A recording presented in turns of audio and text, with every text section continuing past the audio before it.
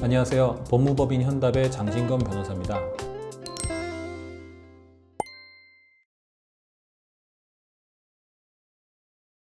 수임 비용 외에 법원에 납부하는 비용이 있는데요. 법원에 납부하는 비용은 인지송달료가 있고 회생위원한테 지급하는 비용이 있습니다.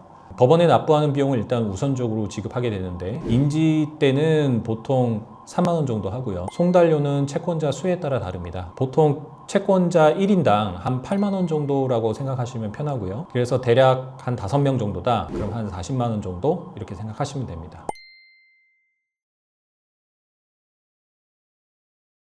변호사 수임료를 내는 거에 있어서 한꺼번에 낸다고 생각하면 부담을 느낄 수 있습니다. 보통은 뭐 300만 원 정도 하는 경우도 있고 400만 원 경우도 있고 뭐 그 이하인 경우도 있는데, 300만 원이라도 의뢰인들은 굉장히 큰 부담으로 다가오죠. 그래서 변호사 수임료도 보통 개인회생 자체가 개시 신청까지 보통 3개월, 인가까지 6개월이 보통인데 변제 계획안에 따라서 불납하면 됩니다.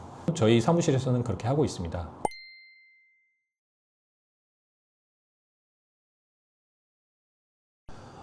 신용카드로 보통 그렇게 결제하는 경우가 작년 초만 해도 상당 부분 이루어졌었는데, 특정 카드사에서 변호사 수임료 카드 결제에 대해서 뭐 분쟁이 좀 발생해서 실제로 소송까지 간 적이 있습니다. 어차피 개인회생 신청을 하면 금융기관에 이자라든가 뭐 원금을 반환할 필요는 없거든요.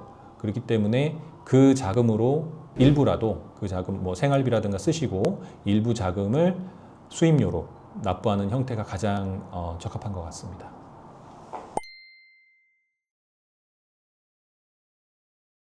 2026년이 2025년보다 조금 더 나은 이유는 생계비를 인정하는 그 기준이 조금 더 늘어났습니다. 대략 143만 원 정도에서 한 153, 4만 원 정도로 좀 높게 인정이 됐어요.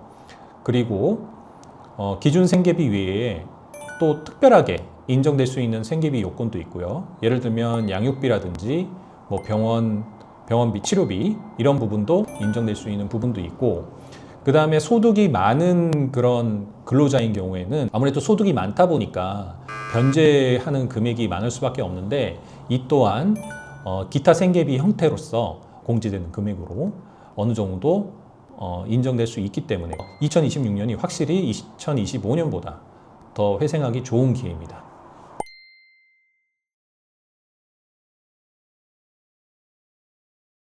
먼저 이게 회생을 혼자 준비하게 되면은 서류를 준비하는데 굉장히 좀 시간이 걸립니다. 각종 절차에 따라서 기계적으로 해야 되는 것들이 있는데, 아무래도 뭐 처음 하는 거기 때문에 익숙치가 않고요. 두 번째는 회생 신청서를 낸 다음에 보정이 상당 부분 나옵니다.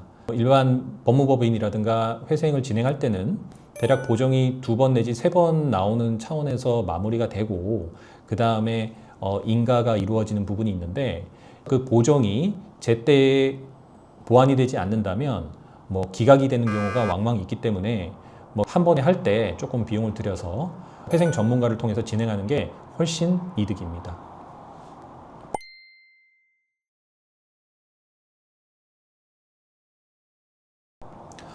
네, 기본 최저 생계비 이외에 그런 의료비라든지 학원비 이런 게 추가 생계비로 인정될 수 있습니다.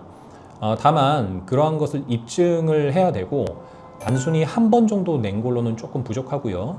그러니까 정기적으로 이렇게 의료비가 지출되고 앞으로도 지출될 가능성이 높다라는 게 입증이 된다면, 이 지출 비용은 공제되는 금액을 산정할 때 우리가 추가를 할 수 있는 거죠.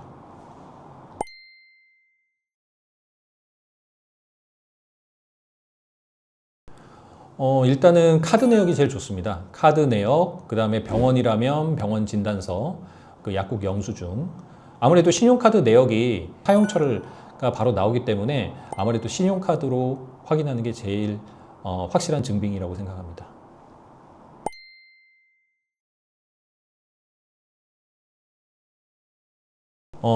일단은 주식이나 코인의 조건부 인가가 나오는 경우는 아무래도 주식이나 코인을 했던 사람은 계속적으로 할 가능성이 높다라고 판단할 여지가 있기 때문입니다. 보통 조건부 인가가 났더라도 그 변제 금액이라든지 그런 거를 꾸준히 하면 조건부 인가를 하더라도 차후에 면책을 받는 데는 아무런 장애가 없고, 예를 들어서 1년에서 2년 정도 잘 갚으면, 변제를 하면 경제활동을 하는데 큰 장애가 없을 것입니다. 뭔가 압박이 와서 개인회생을 신청하는 게 아니라 한 무릎 정도 왔을 때 우리가 한 시간이 지날수록 이 물이 점점 차오르겠구나 이런 생각만 갖더라도 회생 신청은 가능하고,